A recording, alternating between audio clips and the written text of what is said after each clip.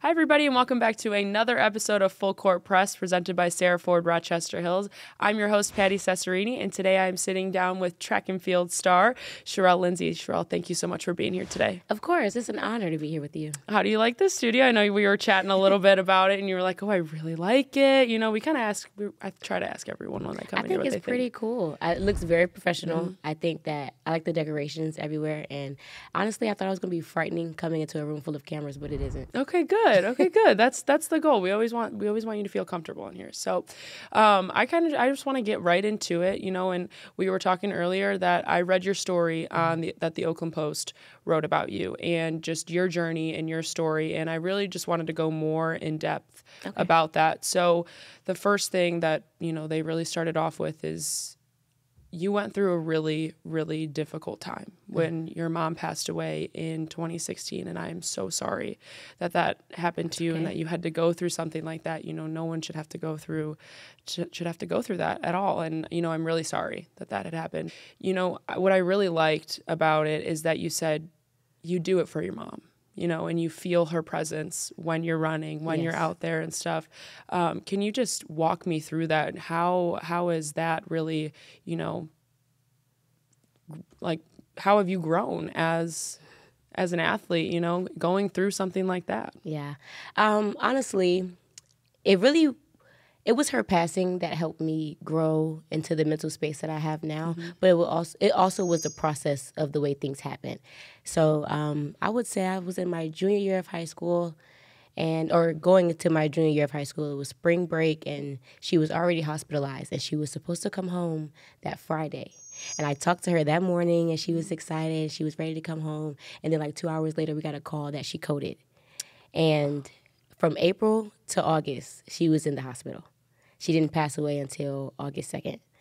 April to August, she was in the hospital. I visited her every single day except the day she passed. Oh, my gosh. And that was the biggest thing for me. I used to beat myself up about that all of the time.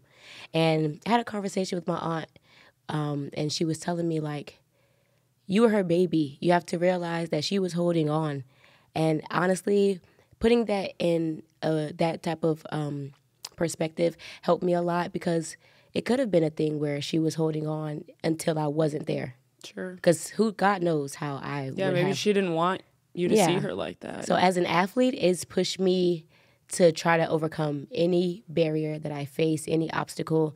Because, we're all human. I have my days. I go cry, get upset, whatever the case is. But I don't let it deter me from the goal. Mm-hmm. I don't let it push me. I pushed all of that to the side when I step into the track or step into practice or whatever the case is. It's made me become a little hard. It helped me grow a hard shell. A little callous. Yeah, not be all sensitive all the time, because I'm a Cancer. I'm sensitive. I can cry all day, cry right now, and then be laughing in 20 minutes. Mm-hmm. So honestly, it's helped me form this shell.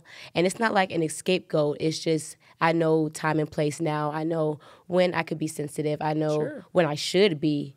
And I know being a leader here at the school is you have to lead this team, but it's okay to be in your emotions. It's okay to have your days too, but it's all about perception. Mm-hmm. So. Yeah. A lot of people say, perception is reality. Yes. And the way you go about it is reality, and to go through something like that and come out the way that you did is really impressive. And it's a testament to your character, and your will, because a lot of people, you could say that they would. And I'm not saying that you didn't go through this either. They'd shut down and shut the world out and not be able to continue with, your journey as a track athlete and being able to do the things that, you wanted to do and that you love doing. And I thought the beauty of it too was that you said you felt her presence when you're running. I do. Can you talk to me a little bit more about that? And it happens weirdly. It doesn't happen at every meet. It happens at big meets. And I don't know what it is. So before I transferred at my last school, whatever the case is, when I had big championships, I would have dreams, very vivid dreams the night before, as if I was having a conversation with her or we were face to face, and the next day is one of the best days ever. Mm-hmm. And honestly, we had a past meet at Saginaw. I had some very vivid dreams, and they weren't exactly fully about her, but I did have some dreams about her. And I don't know what switch or whatever the case was, but I came home with 3 PRs. So it happens randomly sometimes. It's actually very, very weird. But I do feel her presence a lot of the time. I feel her talking to me. I feel her tapping me on my shoulder. And I feel her the most when I'm being very hard on myself. Because I tend to be very, very hard on myself. And all for good reason, of course. But I have to remember to give myself a break sometimes. And that helps me. And hearing her voice, I have voicemails and videos, and I'll play her voice and try to listen out and hear for keywords or just hear the passion in the way she talks and the way and whatever she meant. I have her old Bible. I'll go through and read her notes and look at her testaments and her testimony and things like that, things that I never knew that she even went through. And it just pushes me. It just pushes me every single day. But one thing I do, I try not to make it all about her, because at the end of the day, I have to do this for me. Sure. It can't be every time I step on the track, oh, I'm doing this for my mom, I'm doing this for my mom. Because you're only going to be able to push yourself so much. I have to do this for me as well. And I know that's something that she would have wanted. And, you know, you set your own goals for yourself, too. 100%. And some of those goals were, you know, 100 in the 100 meter, you wanted to have 11.4. Yeah. In the 100 meter hurdle, 13.4. 60 meter indoor, 7.2. 60 meter hurdle, 8.3. Yep. You know, how do you think in terms of where your season's at right now and striving towards those goals where you're at? So where my season is right now, we're going to scratch the indoor. And we're going to move to outdoor. No, honestly, I mean, I had surgery, 2 years of not running. It was a shoulder, right? Yes, I had full rotator cuff surgery. And 2 years of not running, not competing, not even practicing, eating bad, if I'm being honest, eating bad. It happens. It happens. I mean, and it took me and my coaches here are absolutely lovely. Shout out to Coach Brown. But it took him talking to me, helping me realize, like, when you take a week off of track, it's almost like starting over. Yeah. So 2 years is like, it's okay to have my expectations and my goals or whatever the case is, but I have to be realistic. So I am going to be able to reach my goals one day. And outdoor, we'll just have to wait and see. Yeah, right? Because that's upcoming. Yes, it is upcoming, but I definitely think that had a rough start to the season this year, but now I'm more ready than I ever was. Like outdoor, I'm coming for you. I am coming. But first up, you know, we have to finish out indoors and stuff. So you guys are taking off pretty soon. You're going to start getting into that. And, you know, what are you most looking forward to? Competition. I am most looking forward to competition. Of course, the main goal is to always win, but win or lose, I want to be able to say I pushed myself to limits I've never pushed myself to. That is what I'm looking for.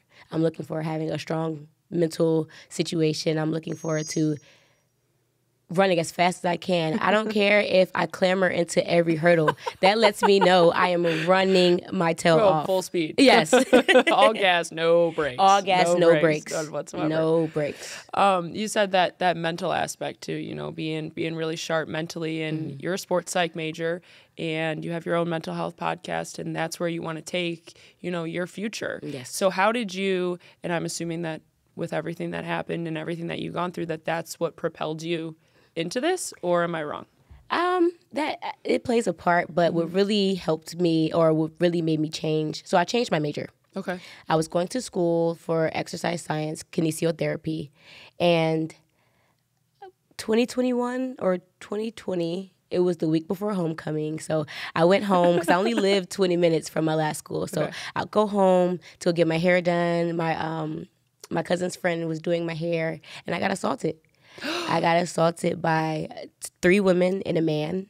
It was more like... Oh, my gosh. Yeah, it was kind of like wrong place, wrong time. And that's what led to the shoulder dislocations and to me having to have surgery. Okay. So it was a long ride. Oh, my God, I'm so sorry. I mean, justice was served. But, yeah, it seemed like wrong place, wrong time type of thing. It was kind of like, we run this block and we've never seen you before, so who are you? Whoa. So we're going to try to mess with you because you look young, we've never seen you before, whatever the case is. That's terrifying. It was very terrifying. But little did they know they were messing with people who have status at home. I'll say that. Okay. You know, I don't ever wish that. I wouldn't wish that on my worst enemy. Honestly, I wouldn't wish that on anybody. But it happened, and I got over it. I had to go to court, whatever the case was, and I'm here today. They're not, so... So that's what pushed you. That's what pushed me to change my major to sports psychology, because when I got back to school, A lot of people didn't know the situation, which is understandable, but I was expected to be the same. And I wasn't the same. No. I was not the same. No. I was not. I had to do a lot of soul searching. I had to look in the mirror. I had to actually think about why I'm doing what I do every day and really understand myself and what I really want to give out to the world, because I've always been an extrovert. I've always been the one to talk to random people or just uplift. I'll walk past a person and say, hey, did you smile today? Not know them at all. But I think that's what helped me make that change. Like, Sure. I mean, we need athletic trainers, but there's always going to be somebody training to be an athletic trainer. Sports psychology is new. It's becoming very new. It's and new. And it's growing, too. Yes. And I wanted to take that opportunity to not dwell on my circumstance, but to grow from my circumstance. It happened. It is what it is. I'm alive and I'm well. What can I do to change this? What can I do to push somebody else? What can I do to give awareness or put awareness out into the world? Yeah. Well, happy you're on the other side of that. Again, I'm so sorry that is something that's also something that you had to go through. That is a traumatic, two traumatic experiences, like within 4 years. Yeah, that's a lot. That's just a lot on, the mind and the body. And we talked, the mind feeds the body too. So in terms of having to continue your track career, how did you, I guess, work past and get through? And when you were doing that soul searching, what did you find out about yourself that allowed you to continue to do what you wanted to do and continue to run? What I found out about myself was that I was weak. Wow. And I put that in very blunt, plain terms. Yeah, that's very blunt. I was weak. I was spoiled. I grew up spoiled. Any problems I ran to, I went to my family. I always looked for their advice or opinion because I knew that it would be biased. I was weak. And that opened my eyes up to a lot of things. Like, in order to live in this world, you're going to need tough skin. You're going to be able, you're going to need to be able to defend yourself in any type of atmosphere, whether it's verbally, spiritually, mentally, physically. I wasn't there yet. I was still living in. I just graduated high school. I'm just trying to find my place in the world. Yeah. But times are changing and things are moving fast, and it snapped me into reality. That's when I say I'm weak, that's really what I mean. It snapped me into reality. Like, you got to get out of this. You felt like you were living facade. in a bubble. Yes. Okay. And I had to break that bubble. It bubble. popped the bubble. Yes, it did. It popped the bubble. It popped the bubble. It was a very, very rude awakening. Yes, rude awakening for sure. So 3 months after that, I didn't train. I went to the training room, but I wasn't actually able to train. One, I had to take some time into a sling. I had to wear a sling for 6 weeks. And then after that, I just mentally wasn't ready. I wasn't ready to get back in there and try to push forward. And because, the world is small. You might talk to one person about something, and the next thing you know, the entire team knows your situation. And you can never judge somebody off of how they might feel about it, whatever the case is. Once you put yourself out there, you talk about your situation, you'll have people that's either going to support you or not. Unfortunately, you have the latter. It happened like that, but... or the former. Yeah. Whatever. You get what I mean. Yes. But I had 10 dose locations, and 5 of them were at meets. So I wasn't going to let it stop me.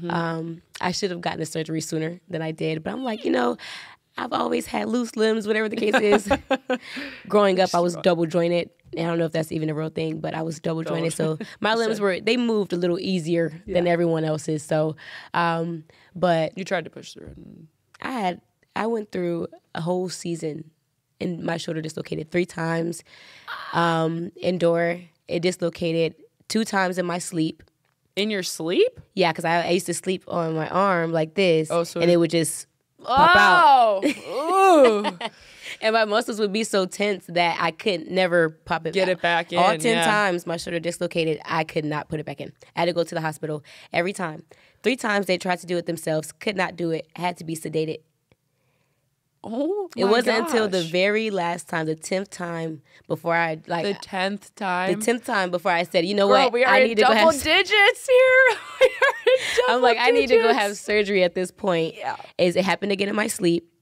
And I went to the hospital, and the lady was like, we don't want to keep sedating you. Yeah. And I'm like, I don't want to keep getting sedated. I don't want to get sedated So either. she took my hand and she was shaking my hand while the shoulder was dislocated. And I'm just talking to her. And she was like, don't focus on it. Have a conversation with me. So I'm talking to her. And Is that easier said than done? Or, I mean, at this point, number 10. it doesn't get any easier. I used to ask my mom all the time. My mom had 8 kids. I used to ask her all the time, did it ever get any easier? And she said, pain doesn't get easy. Yeah. She would say, physical pain like that would never, it's like starting all over. No. So, no, it never got easier, but mentally it got easier. Sure. Physically, it was like mentally, but the first 3 times, I'm like, oh my gosh, I'm freaking out. My shoulder's dislocated. By the time I got to the 4th, I'm like, look, someone just drive me to the hospital, please, because I can't go. Well, I'm in pain, and I need to get this thing back in. Yeah. So I had surgery not too long after that. I had surgery in March of last year, and I am fully recovered. I recovered faster than most people. It usually takes people 6 months. I recovered fully in 4. Wow. For a full rotator cuff?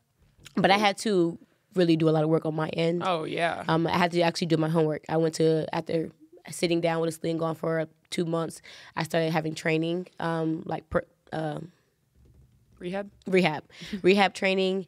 And the man was like, you have almost full range of motion for somebody who just had surgery. And I'm like, I look up stuff. I do stuff online. I don't ever want to be a person just sitting in my circumstance. If I can find a way to get myself out of it and do it at a quicker rate, but actually have everything that needs to be done, I will. And that seems to be the way that you have gone about each of the challenges that you have gone through. Taking it into your own hands, making it your own, owning it, and then doing what you need to do on your end to get out of it. Because you're like, I don't want to be stuck in this place. No.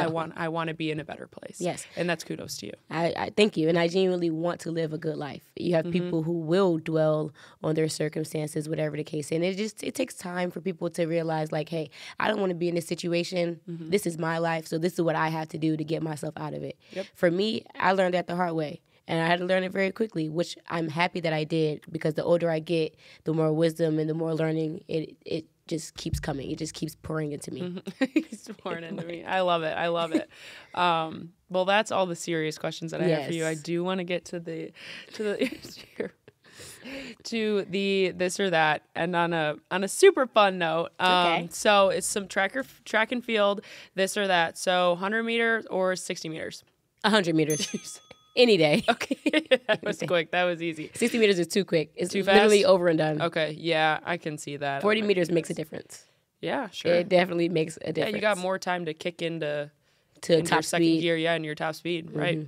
Usain Bolt or Justin Robinson? Usain. Yeah, I know. That was... Usain. I thought that was a given, but I had to put it in there. That also came from, like, when you watch track interviews, men especially... Men are very cocky. I mean, and I love it, and especially if you're winning out there, whatever the case is, you can afford to be cocky. Usain has always been humble. This is true. He has always been humble, and it's just something about that makes me like, because, I mean, I've watched his documentary. I've seen his circumstance, and it's like, he hasn't always had it made for him either. And to actually see that and know that this man really, this 6 foot big dude is out here really running short sprints and are being humble about it, and fastest person in the world, and is not out here gloating. I think that's amazing. Demon. Yes. Yeah. Okay, Elaine Thompson-Herah or Gabrielle Thomas? Oh. Stumped ya. Elaine. I do like Gabby, though. I like Gabby a lot. I think she's a very hard worker. I think she pushes herself so much. She beat her odds, Ivy League, all these different things. But I'm gonna have to go with the yeah, I know what you mean. I'm picking up. I have to go with Elaine. I'm picking up what you put down. Okay, so I know this isn't necessarily your jam, but high jump or long jump? Long jump. Okay. I used to be a long jumper. Okay, gotcha. Long jump for sure. I actually have done high jump too. Oh, okay. I used to be a multi where you have to do like 5 events within 30 minutes. Yikes. Indoors. And I used to do high jump. That's a lot. Yeah, but I don't know. I like playing in the sand.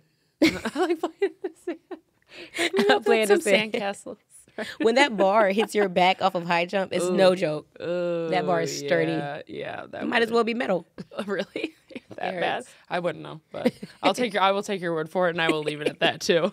Okay, the last one, and I think I already know the answer from talking to you for however long we've been chatting now, but indoor or outdoor? Outdoor. Yep, that's what I thought. I was like, Outdoor, I knew what you were for gonna. sure. I knew that was gonna be the answer, but I still had to ask because I was like, I just gotta do it. I gotta do it. My mindset is indoor prepares you for outdoor. Okay.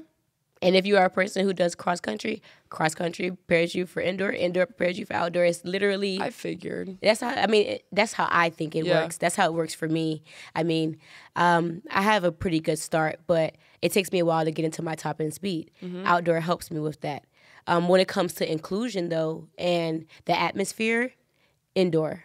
Because people are so close to you. Sure. When you're on the line, you hear people yelling, you hear people, and I that drives me. I like that. But I'm also the type of person, once the race starts, the only person I can hear is my coach. Nice. I don't know how that works. That is being locked The only person, I can't hear anything else. But if I hear my coach's voice telling me to do something, to run harder or to snap down faster, I can hear and make the words out very clearly. That happened today at practice, actually. So. Awesome. Well, Shirelle, thank you so much for sitting down and, sharing your story. And it's a very vulnerable story. So I really appreciate you coming on here and being very open and honest about your journey. And again, I am very sorry that you had to go through a lot of those things. But sitting here talking to you and knowing the person that you are now, Thank you. You're the cat's meow girl. I will say. I was like this, I obviously I don't know you from when you were going through those things and stuff, but if this is the person that you came out, this is who you are coming out of all of that stuff. That's pretty awesome. Thank you so much. And it was honored being here. And I actually thank you for having interest in my story. Yeah, absolutely. It was very interesting. Thank you so much again. Of course. And that is it for this episode of Full Court Press presented by Serra Rochester Hills, and we will see you next time.